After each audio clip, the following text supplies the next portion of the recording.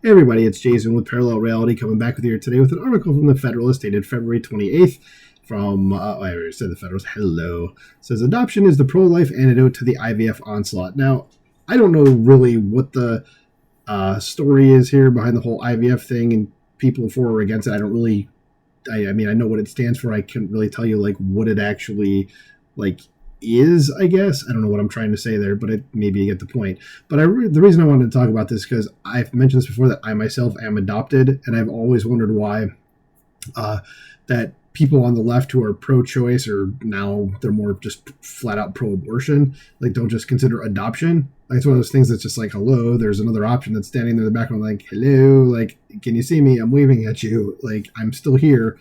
And just people don't even seem to bring it up as a thing anymore. So let's see what this article says. It shouldn't be too long, but curious to educate myself a little bit too on the whole IVF thing. It says, in addition to educating Americans on the major ethical problems with IVF, pro-lifers need to offer a solution to the many couples who want to have children but are not able to do so.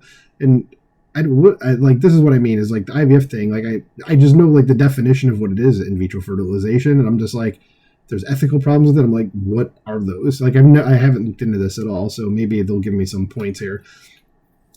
By now, many people have weighed in on President Donald Trump's new executive order that will review ways to subsidize in vitro fertilization, or IVF, as we said, treatments for American women struggling to conceive a child. As it stands, these treatments are expensive, often requiring multiple attempts at fertilization, each round costing several thousands of dollars. And I figured, well, now that I'm thinking about it pretty quickly, like at first I was like, I didn't think it would be that much, and then I was like, oh, that makes sense now. Says, while Trump and the majority of Americans believe that IVF is pro-life and pro-family since it helps couples have children, many detractors decry the major ethical problems associated with it. And before I continue, that first part there is, I would agree with that it's pro-life and pro-family since it helps couples have children. Like, that seems the right way to go. But let's continue and see if there's, or not if, but what the detractors, I guess if you will say that, say. Says that the Federalist, Jordan Boyd, recently pointed out that IVF results in a huge loss of life. Approximately 93 to 97% of the little lives created in labs via IVF won't ever make it to the womb and certainly not birth. Okay, that's a problem. That's a horrible success rate. Success rate being 3 to 7%. That's really bad. It says if life starts at conception and an embryo is a human life, then this means that countless lives are terminated through IVF. Yes, that would naturally be what that means in that case. This is Catholic chemist and philosopher Dr. Stacy Tresancos, and I apologize if I butchered that name, explained the grave injustice of IVF since it separates procreation from the martial act and violates the dignity of the child. She asserts that all children have a right to be conceived in love and married by a mother and father. Even when done with the best intentions by a married couple, IVF nonetheless commodifies children, making them objects to accommodate adult desires. As for the unwanted extra children, they are thrown away. Okay, I think I see where this is going to. Is going to be the whole like gay parents or I shouldn't say adopting, but gay parents basically buying a child is what I've seen it termed on the right. Like basically going, yeah, we want we want a kid, so some woman's going to carry it for 9 months, and then a gay couple has the kid. So. And again, it's something where I would need to talk to people on both sides of the aisle about that, just to see like what they're not talk to, but read stuff about that just to kind of see like what the story is from each side to see where I agree. Because again, I have virtually no opinion on this right now about IVF. So Nathaniel Blake recently echoed this point again at the Federalist. The good of having children cannot be pursued through evil means, and it is impossible to separate IVF from its intrinsic dehumanization.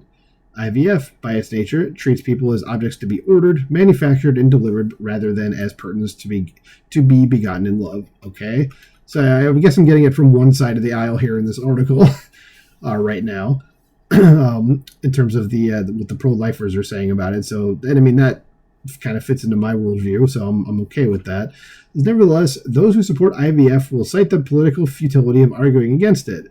After all, for most people, 70% to be exact, the millions of lives extinguished through IVF are more an abstraction than a concrete crisis requiring the use of political capital. It's better to focus on winnable issues.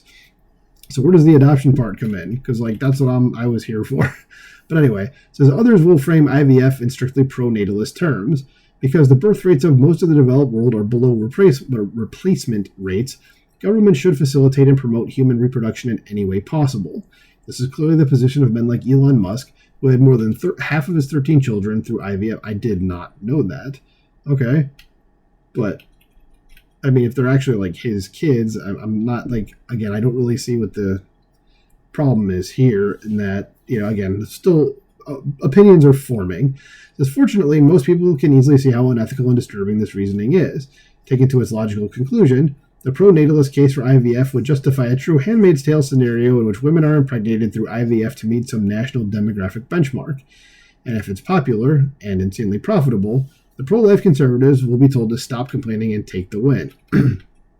Unfortunately, good or bad arguments don't really matter because IVF is not so much a policy, but a symptom of a larger problem.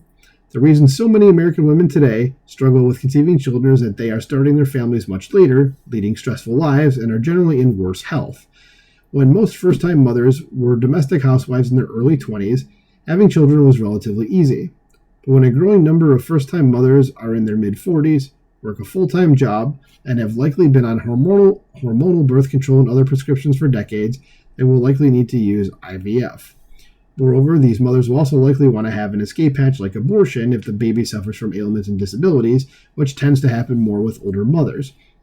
This is why otherwise conservative suburban women push back against political leaders wanting to ban abortion, yet seem to be fine with the 15-week abortion limits. Many of them want enough time to see if their own unborn babies will develop normally or not. It says, once this is understood, Trump's stances on abortion and IVF make complete sense. As with many other issues, he is simply responding to what most Americans want, regardless of the logical or ethical merits. And again, I'm still waiting for adoption to come in here. So where does this leave the pro-lifers who want to protect the unborn from abortion and IVF but find themselves outnumbered? In addition to educating Americans, they need to offer a solution to the problem of so many couples wanting to have children but not being able to do so. This means seriously reconsidering adoption and foster care. Okay, so here we go. Right now, it's easier to abort a child than to put him up for adoption, which is ridiculous. Jeez, really? It says that it will soon become much easier and cheaper to use IVF treatments than to adopt a child in need of a home. It says rather than Americans pressuring their political leaders to subsidize IVF and or abortion, they should apply this collective pressure to reforming broken adoption policies. In too many states, adopting a child is prohibitively expensive and so mired in regulations and obstacles that many couples will go overseas to third world countries to adopt. Yeah, I think Angelina Jolie right off the top of my head. It says even the supposedly unwanted children stuck in the hellacious foster care system were kept from being taken in by a loving household because their criminal drug-addled parents might possibly have a change of heart once they clean themselves up and get a job years down the road. And this is to say nothing of adoption agencies that discriminate against Christian conservative couples who refuse to affirm a child's queer identity and hope to raise him or her in the faith, or Christian nonprofits being hijacked by leftist radicals to push LGBT adoptive parenting. In light of this, Trump should consider issuing executive orders that remove those barriers to adoption and expedite the process. This would meet the needs of couples who want to have children but can't, and couples who want to have children but are afraid of the complications, as well as couples who are expecting children but don't want them. More importantly, it would meet the needs of love-starved children who would otherwise be aborted, neglected, or exploited as objects, and they deserve better. I don't know what those regulations are. I mean, that's the end of the article. I should have said about, I mean, like specifically what about like foster care and adoption, because obviously it doesn't say here, and it's probably on this linked article. It's from The Atlantic, which I don't want to give them the click. Because I think The Atlantic's crap. But I'll have to figure that stuff out. But again, I'm kind of, you know, I see this stuff coming up, and like I said, I don't know very much about IVF or, you know, statistics around it besides what I've read in this article or how it's going to affect things or how it affects people. But yeah, adoption, again, being someone that's adopted, that should be a bigger choice for women that get pregnant. Anyway, I guess I'm done with this one for now. More to come, maybe in the future. So let me know what you think about this in the comments below. Please like, share, subscribe. I'll talk to you soon. Bye.